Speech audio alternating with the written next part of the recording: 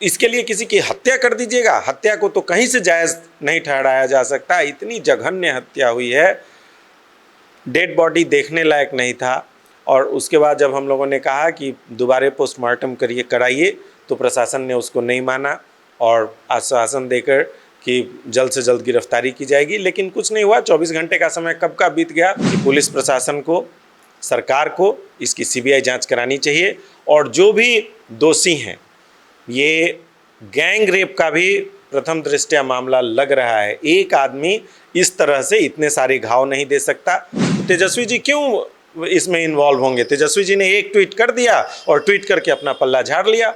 वो लोग एग्रेसिव हो ही नहीं सकते, वो तो सरकार से मिले हुए हैं। नमस्कार, आप फर्स्ट लुक बिहार देख रहे हैं और मैं हूं अभिषेक रंजन। आज हमारे साथ बातचीत करने के लिए डॉक्टर विजेश कुमार है, जो बहुजन समाज पार्टी से मुजफ्फरपुर के लोकसभा प्रत्याशी रह चुके हैं। ऐसे में देखिए कि मुजफ्फरपुर के पारू थाना क्षेत्र में नाबालिग की हत्या मामले में देखिए कि बहुजन समाज जो है वो पूरी तरह से अब सड़क पर उतर चुकी है और आंदोलन कर रही है और जो आरोपी है उसकी गिरफ्तारी की मांग कर रहे हैं। आप लोग सड़क पर उतरे हुए हैं। जी बिल्कुल, देखिए जिस तरह से नाबालिग के साथ बलात्कार हुआ और उसकी जघन्य हत्या की गई और शरीर पर 20 जख्म दिए गए, 10 तो बड़े बड़े जख्म हैं जिसका जिक्र पोस्टमार्टम में किया गया है।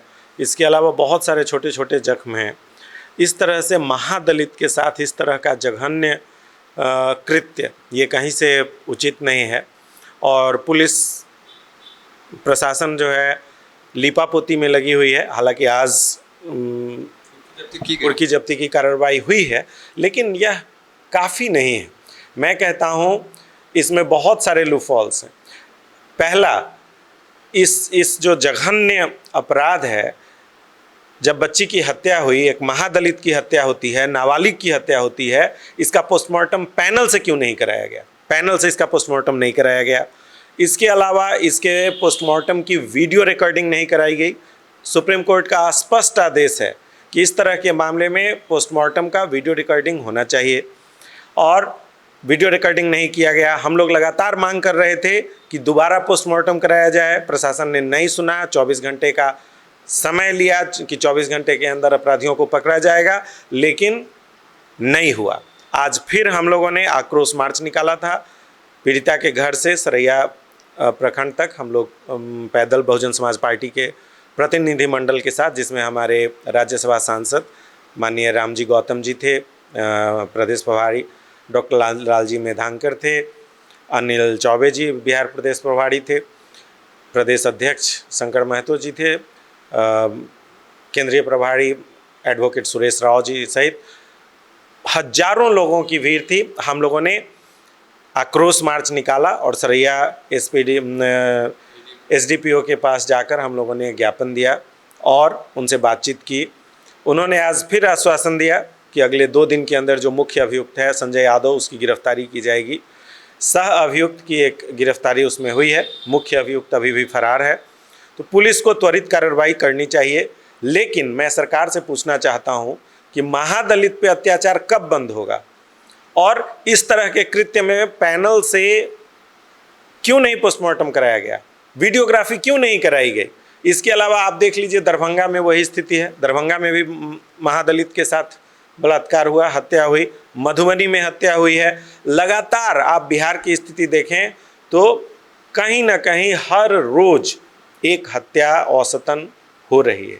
बिहार सरकार हाथ पर हाथ धरे बैठी है, निकम्मी सरकार है। इस सरकार को अब शासन प्रशासन में रहने का कोई अधिकार नहीं है। सरकार को तुरंत इस्तीफा देना चाहिए और इस घटना की सीबीआई जांच होनी चाहिए। जिस तरह से एक महादलित की हत्या हुई है और जघन्य हत्या हुई है।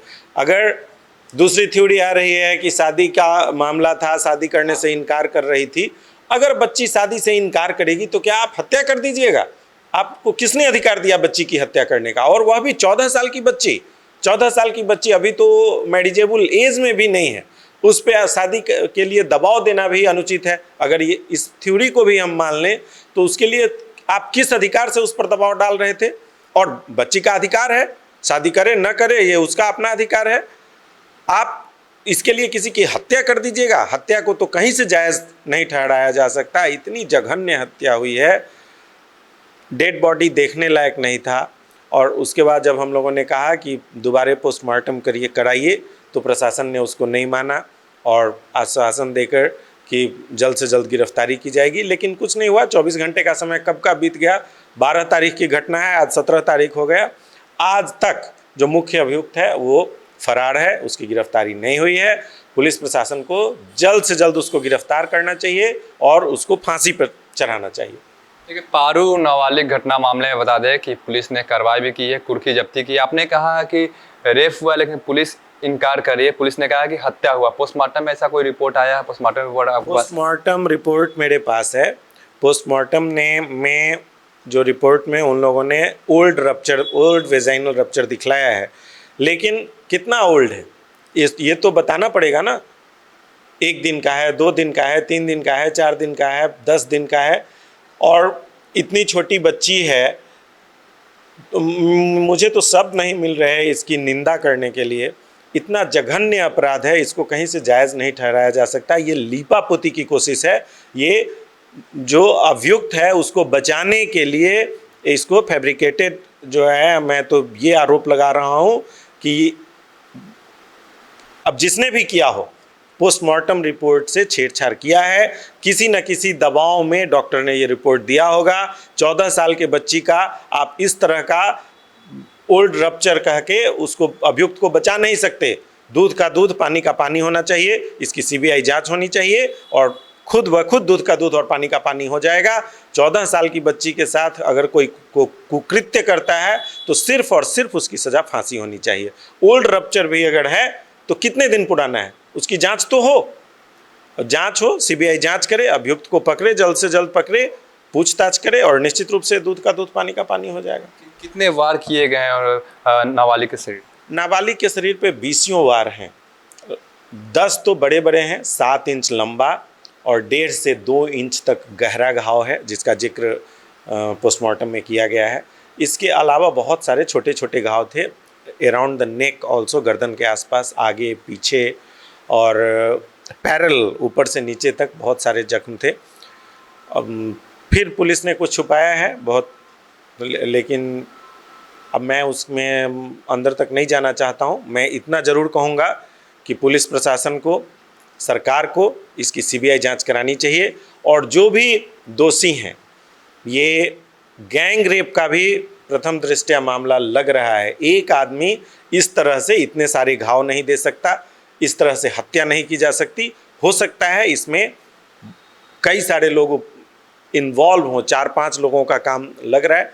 इसलिए पुलिस को सीबीआई जांच करे या पुलिस जांच करे, सख्त कार्रवाई होनी चाहिए और त्वरित जांच करके दूध का दूध पानी का पानी करना चाहिए। बिहार में विपक्ष भी है, लगातार आप लोगों ने आंदोलन शुरू किया, इस मुहिम को चलाया है, आक्रोश मार्च निकाला, लेकिन विपक्ष भी है, वो लोग चुप्पी साधे हुए हैं। विपक्ष क्यों बोलेगा?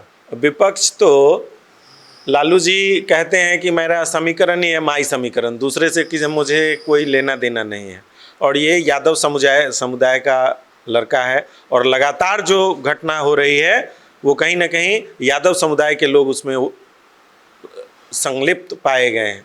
तो तेजस्वी जी क्यों इसमें इन्वॉल्व होंगे? तेजस्वी जी ने एक ट्वीट कर दिया और ट्वीट करके अपना पल्ला झाड़ लिया। वो लोग एग्रेसिव हो ही नहीं सकते, वो तो सरकार से मिले हुए हैं। अगर सरकार से नहीं मिले हुए रहते तो आपने देखा होगा, आपके यहाँ भी चला था लोकसभा चुनाव में, पप्पू यादव जी के लिए पूर्णिया में उन्होंने क्या कहा कि तुम पप्पू यादव को ना दो, भाजपा को भले दे दो, लेकिन पप्पू यादव को वोट ना दो, एनडीए को दे दो। इसका क्या मतलब है? सभी मिले हुए हैं, सभी एक ही सिक्के के दो पहलू हैं। उन लोगों से कुछ नहीं होने वाला है। बारी बारी ये लोग सत्ता की मलाई खाते हैं। आप देख लीजिए 32 साल से यही हो रहा है। नीतीश जी को बीच में ये लोग बिठाए हुए हैं, कभी भाजपा साथ हो जाती है और कभी राजद साथ हो जाता है और ये अनवरत सत्ता जो है का सुख भोग रहे हैं। इन लोगों को, ये सत्ता लोलुप लोग हैं, इनको सिर्फ और सिर्फ सत्ता का सुख चाहिए। इन लोगों को लोगों की तकलीफ, लोगों के प्रॉब्लम से कोई लेना देना नहीं है। एक महादलित के साथ इस तरह की घटना हुई है और उसके बावजूद न पक्ष का न विपक्ष का, इवन तेजस्वी जी ने कोई एक ट्वीट के अलावा कोई उनका बयान नहीं आया है। तो इस तरह से ये लोग मिले हुए हैं कहीं कोई एजिटेशन नहीं है, ये लोग कुछ नहीं करने वाले हैं। लेकिन बहुजन समाज पार्टी ने इस मुद्दे को उठाया है और हम लोग इसको परिणति तक पहुंचाएंगे।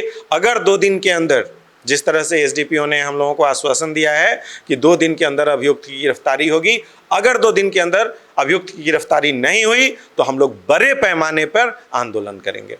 तो आप सुन रहे थे डॉक्टर विजेश कुमार को, जो बहुजन समाज पार्टी के नेता है और मुजफ्फरपुर से पूर्व लोकसभा के प्रत्याशी भी रह चुके हैं। और देखिए कि जिस प्रकार से पारू में नाबालिग बच्ची के साथ निर्मम हत्या कर दी गई, तो उसकी उस मामले में देखिए कि अब राजनीति भी गर्म हो गई है। मायावती की पार्टी जो है, मायावती ने खुद मोर्चा संभाल रखा, उन्होंने भी ट्वीट किया था इस मामले को लेकर। उसके बाद बहुजन समाज पार्टी के जो नेता है वो अब सड़क पर उतर गए हैं और आंदोलन कर रहे हैं। जो दोषी है उसकी गिरफ्तारी की भी मांग कर रहे हैं। बन रहे फर्स्ट लुक बिहार के साथ आगे भी खबरों के लिए। तब तक के लिए नमस्कार।